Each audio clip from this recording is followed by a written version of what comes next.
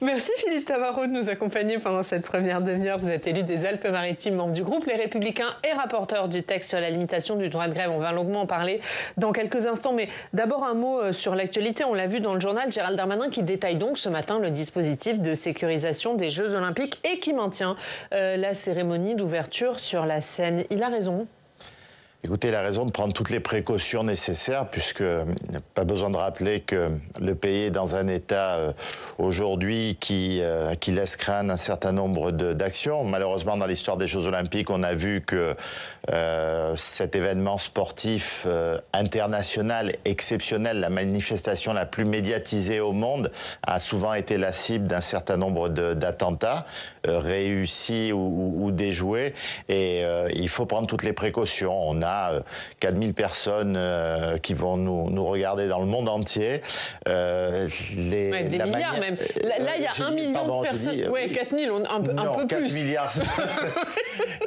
4 milliards et avec des conséquences énormes. Dans notre, on sait que dans un pays, quand passe les Jeux Olympiques, c'est la réputation du pays qui va être impactée positivement ou défavorablement pendant 10, 20, 30 prochaines années.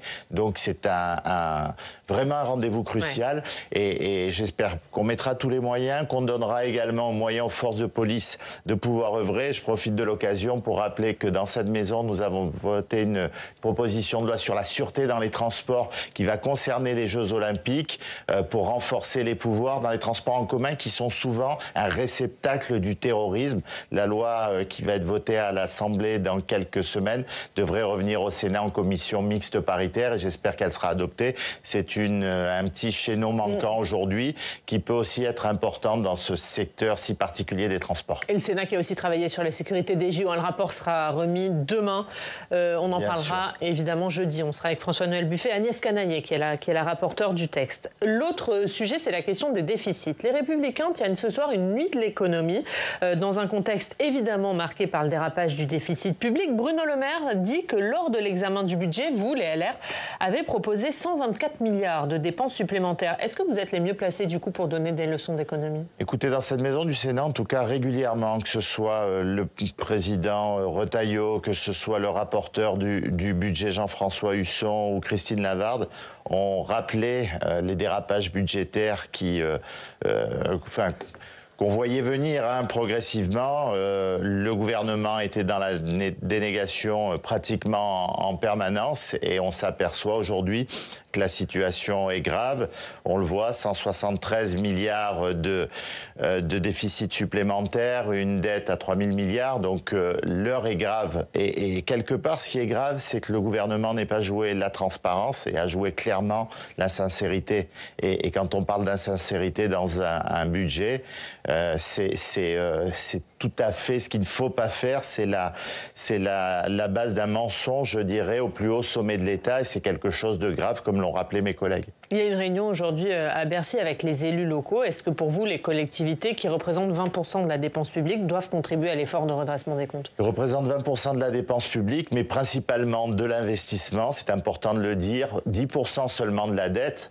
Et quand je vois, je crois que c'était sur ce plateau d'ailleurs, la ministre Faure qui demande de ralentir le rythme des investissements, alors qu'on sait que c'est l'investissement qui fait encore vivre notre pays, notamment l'investissement des collectivités territoriales, c'est tout à fait inacceptable. Ils ont creusé des déficits et ils demandent maintenant aux collectivités territoriales de les combler. Il y a eu la baisse des DGF pour les collectivités territoriales, il y a eu la hausse du coût de l'énergie et pourtant elles arrivent à maintenir leur budget, à le voter chaque année en équilibre, ce qui n'est pas le cas du budget de l'État. Éric Ciotti dit que si les demandes des LR ne sont pas respectées, c'est-à-dire on ne touche pas aux retraites, on n'augmente pas les impôts et on ne touche pas aux dépenses de santé, il n'hésitera pas à déposer une motion de censure. Vous êtes favorable, vous, à cette motion de censure ? C'est difficile en tant que sénateur de se prononcer sur une motion de censure parce que c'est pas possible ici au Sénat. C'est pas de notre compétence. Nous n'avons pas la possibilité de censurer le gouvernement. À l'inverse, c'est bien de le rappeler, le gouvernement n'a pas la possibilité de nous dissoudre, ce qui est quand même plutôt une bonne chose pour l'équilibre constitutionnel de la Ve République. Pour autant, je pense que c'est une question qu'il faut aborder. Bien sûr, elle est sur la table sur ces questions, notamment budgétaires, par rapport à ce qui s'est passé. passer. Il faut simplement qu'on se dise, est-ce qu'on est en capacité de le faire? Et deuxièmement, est-ce que c'est bon pour le pays? Pour notre formation politique, probablement, ce serait un coup politique qui marquerait les choses. Mais est-ce que... Mais ce serait bon pour votre formation politique, parce que si jamais cette motion de censure passe et qu'Emmanuel Macron décide de dissoudre, même s'il n'y est pas obligé, est-ce que vous n'avez pas plus à y perdre qu'à y gagner, vous, les LR? Je ne pense pas qu'on serait les premières victimes. Il y en aura d'autres, notamment dans le camp de la majorité présidentielle. Mais moi, surtout, ce qui m'intéresse, c'est l'intérêt du pays. Est-ce qu'on peut rajouter une crise institutionnelle à une crise financière, une crise économique, une crise tout court par rapport à une guerre qui est sur notre continent aujourd'hui, et on a besoin d'un consensus national sur les moyens qu'on peut envoyer, notamment militaires à l'extérieur, ça a été évoqué ces derniers temps. Donc je pense qu'il faut mettre la question sur la table, comme l'a très justement fait Éric Ciotti. Après, ce sera plus aux députés de prendre cette décision. Nous serons solidaires au Sénat, mais à eux de peser le pour et le contre et de voir où est l'intérêt du pays. On va parler d'un texte sur lequel vous allez devoir vous prononcer dans les prochains mois, c'est la loi fin de vie. Elle est présentée demain au Conseil des ministres, une loi qui inclut à la fois l'aide active à mourir et la question des soins palliatifs. Est-ce qu'elle va dans le bon sens ? Je ne sais pas à l'heure actuelle. Je ne l'ai pas, je dirais, regardé suffisamment précisément encore parce qu'elle arrivera plus tard. Chez nous, ce que je sais, c'est que à l'automne, a priori. À l'automne, ce sont des sujets qui sont très compliqués. On peut avoir des idées sur la question, on peut avoir véritablement un sens qu'on veut voir amener à cette loi, mais il y a des contingences personnelles qui vous rattrapent immédiatement. Vous n'avez pas le recul nécessaire sans vous projeter par rapport à des proches qui sont ou qui ont été dans ces situations. C'est compliqué de légiférer à froid sur ces sujets. Donc je m'inquiète de la venue de ce texte. J'ai peur que ça divise une nouvelle fois les Français, parce que ça va être difficilement un texte qui va pouvoir nous rassembler. Et je crois, objectivement, pour en avoir discuté avec lui et parce qu'il connaît merveilleusement bien le sujet, que la loi Leonetti, Claes, si elle avait été appliquée déjà, était suffisante, avec bien sûr des moyens supplémentaires qui ne sont jamais venus pour la mise en place de soins palliatifs, pour résoudre un certain nombre de problèmes et de difficultés pour des personnes qui ont besoin qu'on les assiste. Alors, pour autant, les mots qui sont employés aujourd'hui d'euthanasie ou de suicide assisté me font peur quelque part et me disent qu'il y a une limite qu'il ne faudrait pas dépasser, et notamment dans le débat parlementaire et après dans les actes. Alors l'euthanasie, pour le moment, c'est pas inscrit dans la loi, mais est-ce que vous vous dites, en fait, il n'y a pas besoin d'une loi supplémentaire ? Je le pense sincèrement. Je ne suis pas totalement catégorique, je vous l'ai dit, sur ce sujet encore. Et j'écouterai avec beaucoup d'attention les débats parlementaires à l'Assemblée nationale. Mais je pense que la loi Claes-Leonetti, si elle était appliquée avec les moyens qui ont été demandés à l'époque, et je vous l'ai dit notamment au niveau des soins palliatifs dans tous les départements... Catherine Vautrin a dit 1 milliard. Plus d'1 milliard sur 10 ans seront mis sur les soins palliatifs. Ça vous paraît à la hauteur ?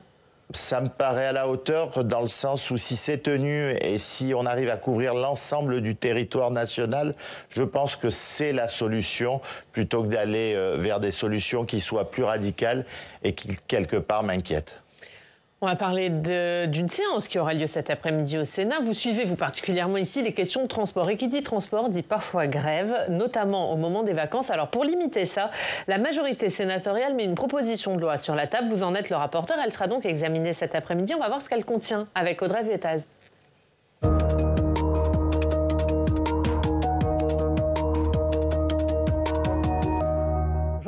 Bonjour M. Tabarot. Bonjour Audrey. Et Audrey, cet après-midi, le Sénat examine donc une proposition de loi dont Philippe Tabarot est le rapporteur visant à encadrer l'exercice du droit de grève dans les transports. Expliquez-nous tout. Eh bien Oriane, tout part de là. Je vais vous montrer quelques images. Nous sommes mi-février au moment des chassés-croisés, des vacances d'hiver, souvenez-vous. Et les contrôleurs déposent un préavis de grève. À ce moment-là, si les trajets en direction de la montagne sont finalement sanctuarisés, les voyages d'environ 150 000 Français sont affectés. L'idée de la proposition de loi, c'est que ça ne se reproduise plus. Elle a été d'ailleurs déposée dans la foulée par le président du groupe centriste au Sénat, Hervé Marseille. L'objectif, donner la possibilité au gouvernement de neutraliser des jours dans l'année pendant lesquels la grève serait interdite aux heures de pointe, comme c'est déjà le cas, il faut savoir, chez nos voisins italiens. Alors à l'origine, la proposition de loi demandait 60 jours durant lesquels les personnels seraient privés de leur droit de grève avec une limite de 15 jours d'affilée par période d'interdiction pour les vacances, les jours fériés, les jours d'élection par exemple. Après examen en commission et sous votre houlette, la proposition a été réduite à 30 jours sanctuarisés avec une limite de 7 jours consécutifs. À noter que cela ne concernerait que les heures de pointe et que les personnels indispensables au bon déroulement du trajet qui seraient donc in fine réquisitionnés. Plus anecdotique, mais c'est important quand même, vous souhaitez aussi réduire ce qu'on appelle les préavis dormants. Un préavis tomberait au bout d'un mois si les agents ne s'en sont pas emparés pour faire grève. Et enfin, le délai pour se déclarer gréviste passerait de 48 à 72 heures. Décidément, j'ai tout à l'inverse. D'après vous, l'idée, c'est d'éviter que les Français, je cite, ne soient pris en otage de manière excessive et répétée. C'est pas l'avis de votre collègue Jacques Fernic des écologistes. Écoutez-le. Ah, je suis désolé. Si on dit qu'une soixantaine de jours, une trentaine, une quarantaine par an, il n'y aurait pas le droit de grève, ça s'appelle une interdiction du droit de grève. Monsieur Tabarot, c'est une interdiction du droit de grève ? Non, c'est une sanctuarisation d'un certain nombre de jours dans l'année, vous l'avez très bien expliqué, où il ne serait pas possible sous certaines conditions de faire grève comme d'habitude, je dirais malheureusement. Vous l'avez rappelé, sur des plages horaires très précises, avec des personnels bien définis, indispensables au service, avec des sanctions qui ne sont plus des sanctions pénales comme c'était prévu initialement, mais des sanctions disciplinaires, et puis avec des jours importants pour la vie du pays. Vous avez parlé des grands départs en vacances pour que les familles puissent se retrouver aussi. C'est aussi ça, la vie d'un pays. Vous avez parlé des manifestations sportives et culturelles importantes, des élections et puis des jours du bac aussi, parce qu'on sait que c'est quelque chose ô combien important pour nos jeunes et qui a été quelquefois utilisé comme un moyen de pression par les syndicats. Donc il y a cet aspect, et un aspect où simplement j'ai une petite divergence avec vous. Vous avez parlé de quelque chose d'anecdotique qui, à mon avis, n'est pas anecdotique. C'était de prendre en compte aussi la partie travail. Il y a la partie vacances à travers la proposition de loi telle qu'on l'a revue du président Marseille. Et puis, il y a une proposition de loi qui a été votée ici au Sénat à l'initiative du président Retailleau de mémoire en février 2020. J'avais également déposé une proposition de loi sur le sujet, sur ce qu'on considère être un détournement du droit de grève. C'est l'utilisation de ces préavis dormants, les rendre caducs. Il y a une vingtaine de préavis dormants aujourd'hui à la RATP qui courent jusqu'en 2045. C'est quelque chose, des pratiques qui causent un certain nombre de problèmes et des déclarations ensuite de grève ou non. Et quand elles sont déclarées, elles ne donnent pas le temps à l'opérateur de s'organiser et surtout d'informer les usagers. La base d'un transport public réussi, c'est l'information. Et donc, ça manque. Je pense qu'avec le passage de 48 à 72 heures, cela va faciliter les choses.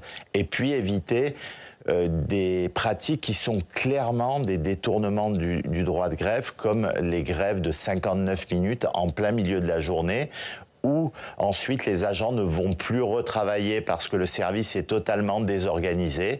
Et c'est là où on retrouve des dizaines de milliers de personnes sur les quais, abandonnées, sans information, avec des troubles potentiels à l'ordre public, comme on a pu le voir en février ou à d'autres périodes. Mais est-ce que ça veut dire que la loi sur le service minimum mise en place sous Nicolas Sarkozy n'est pas efficace ? Elle a été efficace, mais elle a été détournée. Elle a été efficace parce que le service minimum peut exister. Par contre, il n'y a pas de moyens pour pouvoir rendre ce service minimum garanti. Et ce que nous souhaitons aussi, à travers cette proposition de loi, pour reprendre les préconisations de la PPL Retailleau de l'époque, c'est de pouvoir rajouter, comme je vous l'ai dit, des mesures qui puissent permettre aux opérateurs de garantir ce service. Alors, dans des cas dits extrêmes, quand le conflit s'enquiste, de pouvoir, dans des conditions très précises, au bout de 3 jours de conflit, et ce sera le cas peut-être par un amendement de mon collègue Guéret, de mettre la question de la réquisition, qui est très contrôlée dans notre pays, qui existe pour certaines professions. On ne voudrait pas en arriver à ces extrémités, mais on pense déjà que si on avance sur la question des grèves perlées, des préavis dormants, des grèves de 59 minutes, le service minimum tel que voulu en 2007 par Nicolas Sarkozy, Xavier Bertrand, Dominique Bussereau pourra enfin être garanti. J'ai une question qui est peut-être ingénue, mais si on n'embête plus personne quand on fait grève, ça ne sert plus à rien de faire grève. Parce que là, si tout se passe bien pendant qu'il y a une grève. Ben, vous savez pourquoi les grèves sont de plus en plus utilisées en période de vacances? C'est parce que beaucoup de personnes télétravaillent aujourd'hui et qu'au quotidien, elles impactent un petit peu moins. Mais il y a des personnes qui ne peuvent pas télétravailler, des personnes qui doivent être physiquement à leur travail tous les jours. C'est ceux qu'on a appelés les travailleurs de la première ligne pendant le Covid. Et moi, je voudrais revoir la philosophie de la grève quelque part. Je trouve qu'il a également été détourné. Avant la grève, c'était l'ultime recours quand la négociation, le dialogue social était interrompu. Aujourd'hui, c'est un préalable dans le cadre d'un rapport de force et j'ai pas peur d'utiliser le mot d'un chantage bien souvent. Audrey ? Le ministre des Transports, il s'est exprimé à ce sujet. Il a dit que le gouvernement ne soutiendrait pas la proposition de loi tout à l'heure. Voici d'ailleurs ce qu'il disait au plus fort de la grève. Le droit de grève est sacré en France. Moi, j'ai pas envie de le limiter. Et la meilleure façon de ne pas le limiter, c'est justement le sens des responsabilités. Ça, c'est ma position. Et justement, c'est ce que j'attends à partir de la semaine prochaine, un dialogue social de qualité. Et on n'entendra plus parler, effectivement, de ce type de mesures qui pourraient restreindre le droit de grève. Alors, vous l'avez rappelé tout à l'heure, il y a déjà eu une proposition de loi dans ce sens. C'était Bruno Retailleau qui la portait en 2020. Elle n'a jamais été examinée à l'Assemblée. Là, on a une majorité présidentielle qui est défavorable. Est-ce que vous pensez que votre texte il a des chances? Le ministre Bergrit est tout nouveau. En tout cas dans le domaine des transports, j'aimerais bien l'entendre dans quelques temps après de bonnes grosses grèves, vous savez, où par exemple la SNCF est susceptible de perdre une centaine de millions d'euros, qui seront 100 millions d'euros en moins par exemple, qui seront investis dans le réseau ferroviaire et que l'État devra mettre alors qu'il ne les a pas. Donc il faut quand même dire que aujourd'hui le dialogue social est voulu bien souvent par les opérateurs. On ne peut pas reprocher à la SNCF, à la RATP de ne pas être dans le dialogue social. C'est important. Simplement, la philosophie du droit de grève, malheureusement, a changé dans notre pays. Le ministre va s'en rendre compte très probablement et très bientôt. Et celui qui s'en est déjà rendu compte, c'est le Premier ministre, puisque je rappelle ces paroles qui ont été intéressantes de dire si la grève est un droit, le travail est également un devoir. Ça laisse une porte ouverte quand même. Alors peut-être pas immédiatement et peut-être pas exactement à cette proposition de loi, parce qu'il y a la trouille des Jeux Olympiques. Hein. On va dire les choses et le gouvernement a peur d'un conflit social fort dans les transports à ce moment-là. Mais ce sujet sera obligé de revenir sur la table. On parlait, il n'y a peut-être pas eu de problème majeur dans sa région. Moi, dans ma région, c'est en gros 90 jours de grève de TER sur une année. Donc de jours qui sont perturbés par des grèves. Alors pas sur l'ensemble du réseau, mais au moins sur une ligne de réseau. À la RATP, c'est 2 300 000 kilomètres qui n'ont pas été faits de transport public cette année. C'est une vingtaine de conducteurs qui sont en préavis dormant en permanence tous les jours. Voilà la situation. Audrey, une dernière question ? Oui, dernière question. Donc il y a le gouvernement qui est pas forcément favorable. Il y a aussi le fait que ce soit possiblement retoqué par le Conseil constitutionnel, parce que le droit de grève, c'est dans notre Constitution. Est-ce que ça, vous l'avez pris en compte ? Alors oui, je l'ai dit d'ailleurs avec un petit peu de malice, mais on a l'impression que le ministre des Transports est déjà membre du Conseil constitutionnel. Il a été président de la FIT il n'y a pas longtemps, il vient au gouvernement, il se voit déjà au Conseil constitutionnel. Il faut arrêter de faire parler le Conseil constitutionnel à tort et à travers. On a fait des tables rondes intéressantes avec des profs de droit constit, avec des profs de droit du travail. Bien sûr, ce qui nous a été dit, c'est que c'est un sujet délicat, c'est un droit constitutionnel, mais qu'il y a également d'autres libertés tout aussi importantes dans notre pays. C'est la liberté d'aller et de venir, c'est la liberté d'entreprendre. Il y a toujours la question des troubles à l'ordre public que peuvent générer certaines grèves. Tout est une question de proportion. C'est la raison pour laquelle on a voulu réduire, comme vous l'avez justement dit, de 60 à 30 jours, de préciser les plages horaires, de préciser les personnels qui seraient concernés, de passer de sanctions pénales à des sanctions disciplinaires. Et puis je me dis une chose aussi, on va peut-être parler d'Europe tout à l'heure, ce qui est possible tout de suite, ce qui est possible en Italie depuis 30 ans, pourquoi ça ne serait pas possible en France ? Merci Audrey. À tout à l'heure. On va parler finances locales et coup de rabot. Ce sera à suivre dans le club. On parle d'Europe tout de suite.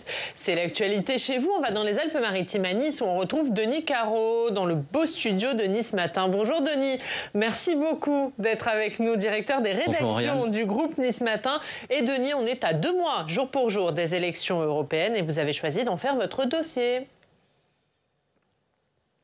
Oui, effectivement, Oriane, 2 mois jour pour jour, et ces élections, on le sait, on le voit, elles ne passionnent guère les foules au-delà des sondeurs et des journalistes. Alors, si la campagne n'a pas démarré et si les européennes sont encore très loin des préoccupations des Français, il nous a semblé important d'en expliquer le mode d'emploi et les enjeux. Or, ces enjeux, et on le voit dans notre dossier, sont considérables. La récente crise agricole nous en a apporté une parfaite illustration. Alors, en consacrant notre dossier du jour à ces élections européennes à haut risque, entre la poussée populiste dans beaucoup de pays européens et les incertitudes liées à la guerre en Ukraine, nous nous efforçons de faire œuvre de pédagogie et nous nous sommes rendus compte que nous ne sommes pas les seuls. Nous sommes allés notamment au Centre Europe Direct à Nice. C'est une structure qui a été créée il y a 2 ans, qui est labellisée par la Commission européenne et qui a pour mission d'expliquer l'Europe et les institutions aux citoyens. Leur job, nous expliquent les animateurs de ce centre, c'est de rendre l'Europe sexy, ce qui n'est pas un mince défi.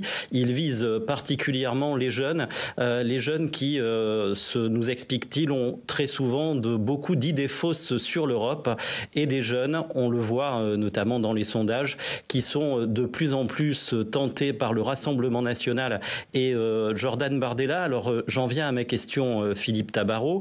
Comment le candidat des Républicains, François-Xavier Bellamy, que vous soutenez et qui sera dans les Alpes-Maritimes à la fin de la semaine, peut-il les convaincre, peut-il convaincre les jeunes, et quel thème peut-il porter dans un discours convaincant auprès de ces jeunes?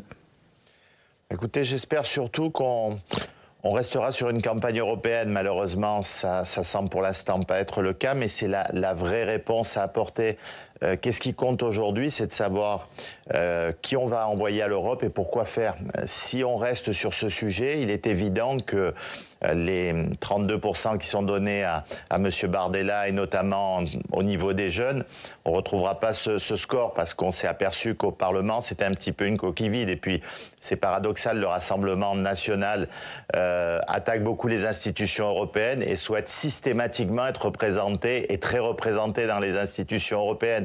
Donc je pense qu'il faut vraiment qu'on reste sur ces sujets européens, essayer que ça dévie sur des sujets nationaux. On aura après suffisamment d'élections nationales ô combien importantes, comme les municipales, les présidentielles, les législatives, pour choisir la politique de notre pays, mais il faut rester sur ces sujets européens. Et qui mieux que M. Bellamy pour parler de ces sujets. François-Xavier a travaillé énormément et d'une grande compétence, à des propositions concrètes sur l'Europe. Il a été de tous les combats avec nos collègues sortants. Il a porté les couleurs de la droite au sein du PPE. Il n'a pas hésité à s'opposer au PPE quand il fallait le faire, avec un certain courage également.